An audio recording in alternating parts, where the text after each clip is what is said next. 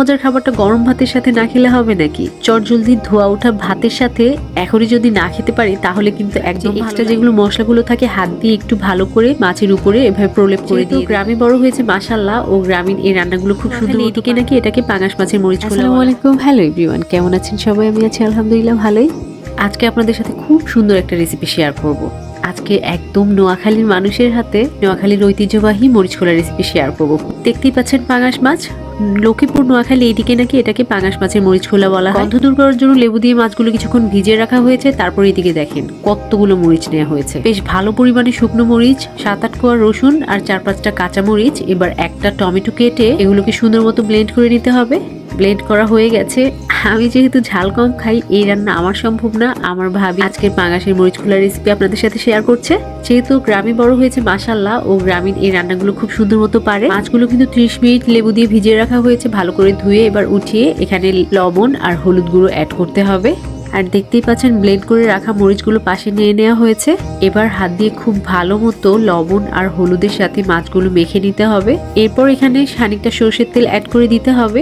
আর এই ব্লেন্ড করে রাখা মরিচ, সরষের তেল সবকিছুর সাথে মাছগুলো খুব ভালো মতো মিক্স করে নিতে হবে। একদম উল্টে পাল্টে এমন ভাবে মিক্স করতে হবে যেন মাছের গায়ের মধ্যে মশলাগুলো খুব সুন্দর মতো ঢুকে যায়। এভাবে ম্যারিনেট করে 20 মিনিটের মতো রেখে দেবেন। এরপর আমরা সরাসরি রান্নায় চলে যাচ্ছি।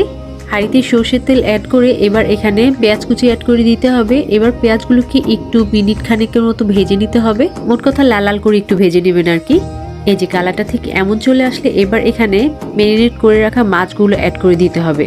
হাঁড়িতে মাছগুলো যখন অ্যাড করবেন খেয়াল করবেন ওই যে এক্সট্রা যেগুলো মশলাগুলো থাকে হাত দিয়ে একটু ভালো করে মাছের উপরে এভাবে প্রলেপ করে দিয়ে দেবেন। হয়ে গেছে, এবার ঢেকে দিয়েছি। ঢেকে 5 মিনিটের মতো রান্না করার পর এবার যেন নিচে না লেগে যায় হালকা একটু পানি অ্যাড করে দিতে হবে। এবার আবার ঢেকে নিচ্ছি।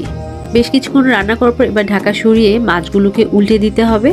ও রান্না করছিল আর আমি পাশ থেকে দেখছিলাম। আমি আপনাদেরকে বোঝাতে পারবো না, এত দারুণ একটা স্মেল আসছিল এই সময়। অপর সাইডটা সুন্দর মতো রান্না হয়ে গেলে এই যে এরকম ঝোলগুলো একদম টেনে আসলে অ্যাড করে দিতে হবে কাঁচামরিচ। কালারটা কি সুন্দর এসেছে দেখুন। রান্না কিন্তু একদম কমপ্লিট।